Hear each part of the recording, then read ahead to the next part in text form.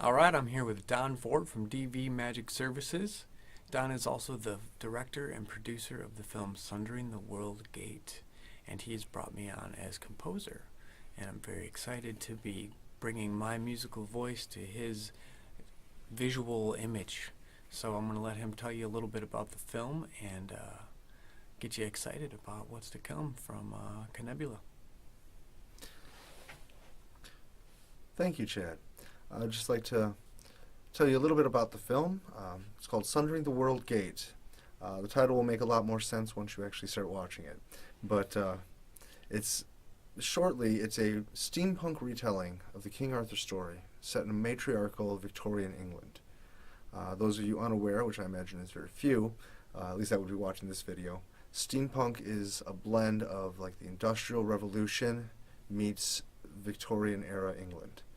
You put those together and you can start to see technology that can accomplish what we can accomplish today, but with the limitations of the industrial era as far as the aesthetics and the functions that must go into it. In addition to that, being in Victorian England, the monarchy is very strong still. Not that it's overly weak now, but a little bit more active in the day-to-day politics that go on. We still had gentry, an established ruling class, and a definite caste system or tier system within the populace. It's something that I personally have always been very interested in seeing how the communities of the different tiers of people work throughout not just the Victorian era, but also the Regency era, and even going back further to the medieval, where you have the serfs and the lords, and that dichotomy within the people has always been very interesting to me.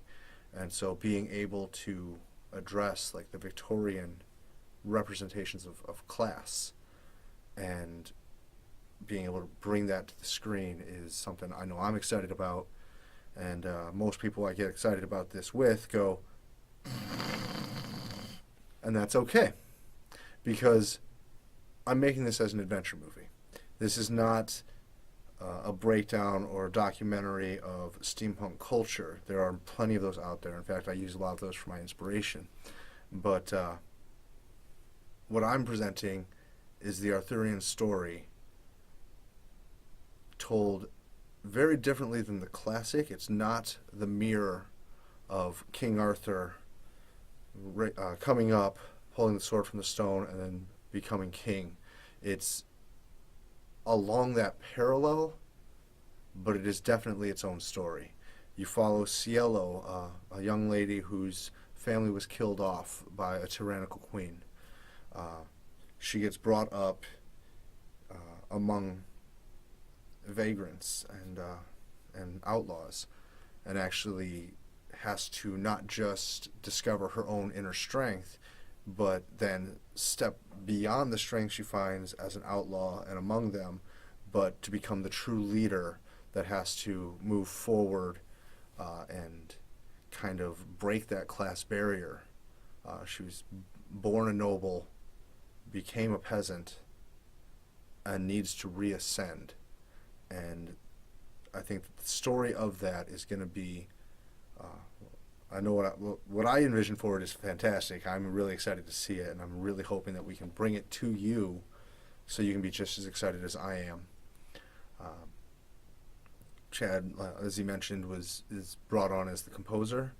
I love the musical scores that he's shown, or the pieces that he's shown me of the score so far, and it's amazing. You can really feel the struggle of the character as well as the triumph as she continues to progress. We have a lot of very talented actors that can really present this story with believable characters that really entertain and just bring new life. Even just sitting down and reading lines with some of these people, we've changed the script based on just the energy that they bring to that character, and you go, you know, I wrote this character this way, but I see new life by changing it, and it becomes its own entity that's kind of living in this world. And I think that's what's necessary for a film, is that it can take on its own life, and each character within is not just a series of lines on a piece of paper, but it's real life where you envision that character as a child, even without a shot of it. You just know, okay, this character was, a snarky little kid that always backtalked. You can tell because you see it now. Technical difficulties.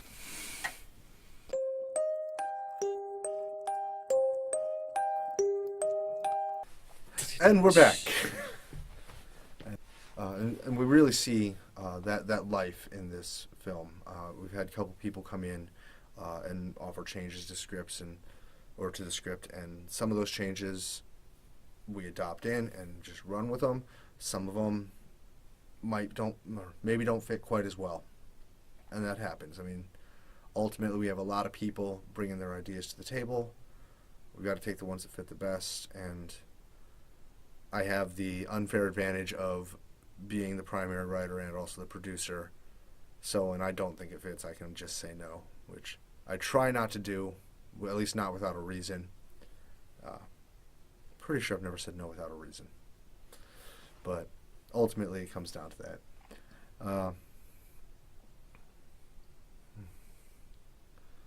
I think that with this film too, it does speak personally to me.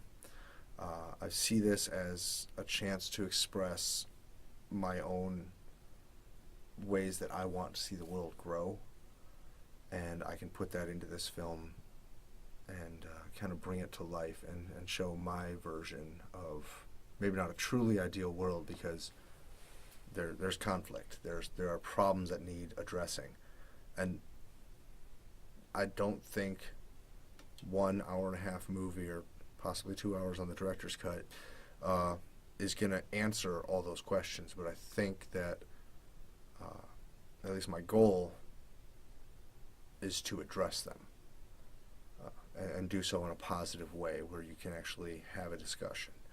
And at the same time, I'm not trying to cram anything down your throat. It's ultimately, the point of the film is to entertain. But for me, I can read the subtext. I know the backstories of these characters that maybe was not important to the film, but it helped shape who they were. And I always make sure the actors know that as well, so that they can adopt that into the way they present. And that's part of, I think, why these characters take on their own life, is that there's more than what's on the script that I'm giving to the actors and saying, here is you, here's your motivation, and take it. And I want to see what you do. And like I said, in many cases, there's the script, and you follow it. But just the way it's followed, it changes so much about everything. People say that the director's job is to take what the writer wrote and give it sight and give it vision. And I think that's true. I think the writer gives you the idea, the director gives you the vision, but it's really the actors that give it life. And just the people that I've had the privilege of sitting with and going over the script with, and the people that have already signed on for many of the roles, they're bringing life to the movie. So let's take it one step further and make it a life worth living. Make it a movie that you want to watch, see it over and over again. The soundtrack, the score is obviously going to be the life that's not the characters, but it's the life of the scene. And I think that's important as well, because maybe not life, but that'd be the tone. It really it creates mood. It establishes that, and it gives the audience the ability to empathically feel what might not be said. And I think that too is just a fantastic piece that we can put together. And I see all of these brilliant people just putting all these pieces together, and I feel like I was given a jigsaw puzzle, and it was one of those easy 10-piece ones, because it's just everything's coming together perfectly. Like I said, we have some of the brightest and most passionate people in this project, and I actually feel flattered that I get to call myself director and producer, because that means that to some extent I get to take credit for what these people are really, they're putting their heart and soul out, and I want to make sure that they're properly recognized, because Chad is a fantastic composer. He does wonderful work, and you can really hear in every piece, even one where he says, that's stupid, maybe I'll use it for something else. You can still hear in the pieces that he's like, I'm putting that aside, it doesn't fit. But there's its own element that it wants to grow, and you can tell immediately that what he puts together is built to grow.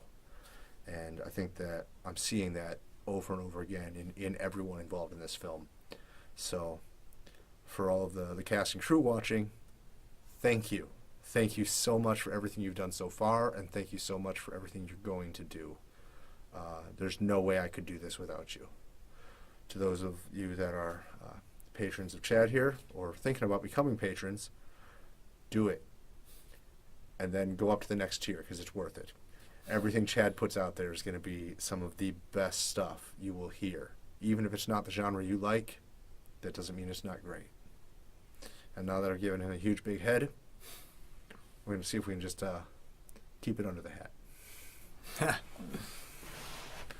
Yeah, I just want to point out a couple things that you said there. Sure. Music in a film is very different than music on your radio. And there's this fine balance of creating something that can stand alone and is enjoyable and listenable versus something that takes away from the moment, the visual image, the vision of the director and the writer. And you have to find this balance to make it work. And there's composers that will completely tell you different. That, oh no, I make the music as big and as interesting as possible, which isn't always bad. But for me, I'm a musician. And when I go to these films, because I enjoy listening to the music of the producer, I find myself losing part of the story, because I'm like, wow, that was a great piece there, and inspiring. And I'm writing in my notebook in the dark, about 35 minutes and 17 seconds in the film, this big, great crescendo happened. And I want to remember that for the soundtrack. And when I go out and buy film soundtracks, very, very inspired by film soundtracks. They are multi-genre, multicultural, all crammed into one to be able to express emotion. And there's a magic to music. There's certain intervals and notes and chords and progressions and scales and modes that create a mood and help guide you to feeling what the director and the writer want you to feel. Those big drum pieces aren't thrown in, to a film and a love scene. It's driving action, anxiety that will help get you excited, help get you scared. And it's all part of that whole Peter and the Wolf mentality, associating things to visual image, associating sound to visual. And my job is to help Don's vision, not harm it or take away from it. So I love what I do. But as I mentioned before, it can be very heartbreaking, because there's things that I really love that might not make it into the final product. But that's okay, because I can always go back and enjoy it on my own, or bring it to another project or whatnot. or just put out a really weird CD for all you Vardo fans out there. So, yeah, I just wanted to kind of bring that up, that my job is to help, not harm. All right, well, thank you for taking a minute to spend with Don and I, and we're very, very excited to share with you the film Sundering the World Gate. And for you Patreon fans, you may or may not get a little teasy-weasy of what's to come. Got some really great demos out there that Don's been intensively listening to over and over and over again. So I'm going to sign off so I can go make some more music for him to, dream to. Absolutely. All right. Thank you very much. Thank you. All right. Until next time. Absolutely. All right. Ciao.